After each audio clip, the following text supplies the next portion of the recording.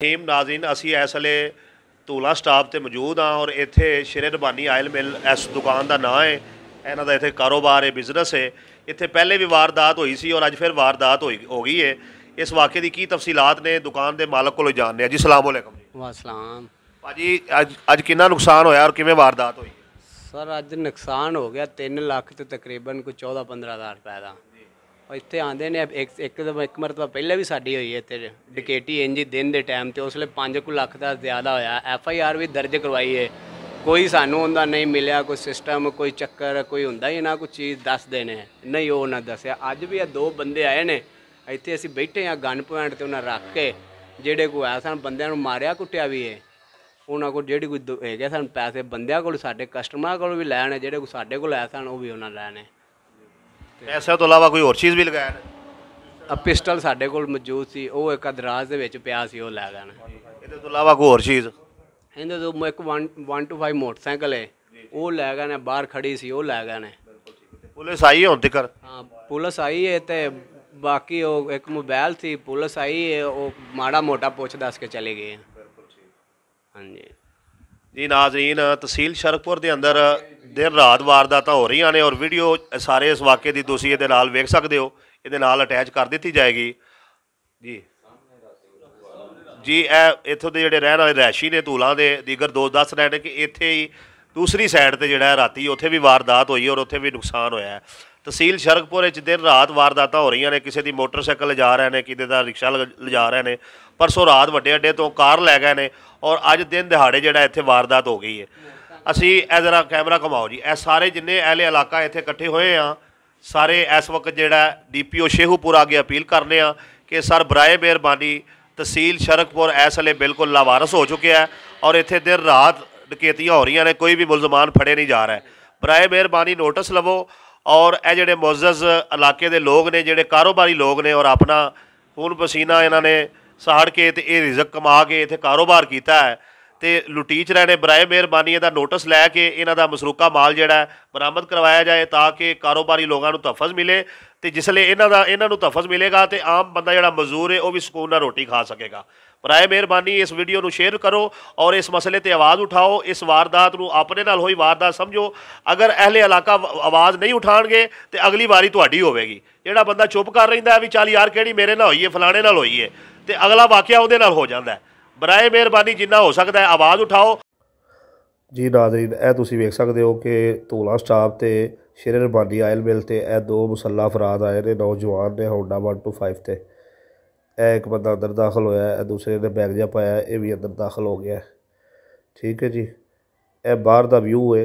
अज दिन के टाइम तकरीबन 12:30 बजे डकैती की वारदात हुई है धूला स्टाप ना। शेरे रबानी आयल मिल ते बंदे जो पैसे दे रहे हैं, दवाइयां लै रहे हैं। जी अंदर दाखिल हो गए ने, आके ठुड्डे मारने शुरू कर दिते, चपेड़ा मारनियाँ शुरू कर दी ने। ए वेखो ए मालक नूं भी जो मार रहे हैं, ए मार रहे नाल गाली गलोच कर रहे हैं।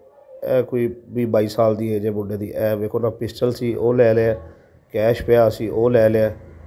ठीक है जी। जो कुछ पिया सी ये सारा कुछ कड्ढी जा रहे हैं, पैसे भी ले जा रहे हैं, नाल गाली गलोच कर रहे हैं, नाल चपेड़ा मार रहे हैं। दिन के टाइम धूला स्टाप ते शेरे रबानी आयल मिल ते वारदात हुई है। तुसीं वेखो कि किड्डी जिहड़ा धड़ल्ले दे नाल दिन दिहाड़े वारदात की जा रही है और इलाके के अंदर इस वेले वारदातों का सिलसिला जारी है।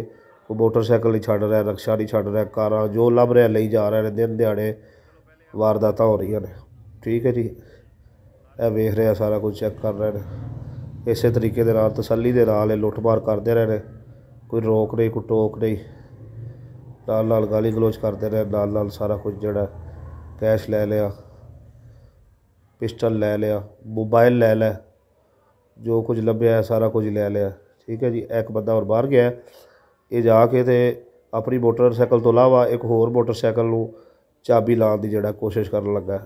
ए वेखो तुसीं ए चाबी ला रहा लेकिन स्टार्ट नहीं हुई है तो होर दूसरी मोटरसाइकिल तो चला गया और ए बाहरों बंदा एक आया, ये बाहरों भी तो वहाड़िया और बारकोट के अंदर घल दिता है और ये भी मोटरसाइकिल लैके आया।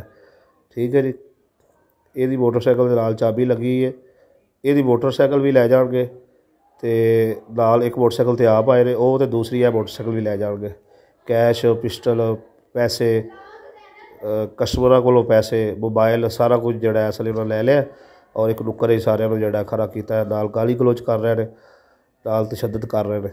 ठीक है जी, और बाहर चले गए ने। और तो दूसरा व्यू बाहरों भी विखा रहे हैं जी नाज़रीन। ए बाहर वाली साइड तो व्यू वेखो। ए और बंदा आया, ए वेखो ज़रा। और तुसी ए पहले उन्हें दूसरी नूं लाई चाबी, वो स्टार्ट नहीं हो रहा। ठीक है जी, तो ए हुण आया। ए बंदा भी इत्थों कोई चीज़ खरीद कर जिहड़ा ना करन आया सी शेर रबानी आयल मिल तो। इहनूं हुण असले के जोर से अंदर करनगे।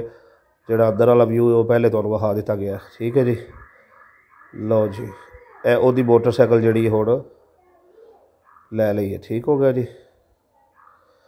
अच्छा जी, पहले स्टार्ट करने की कोशिश कर रहे हैं, नहीं हो रही। यह जोड़ा बंदा मोटरसाइकिल लैके आया है, जोड़ा हम इनू लै लैणगे। एक बंदा अंदर है, उन्हें जोड़ा असले के जोर से सारे को लुट मार कर ली।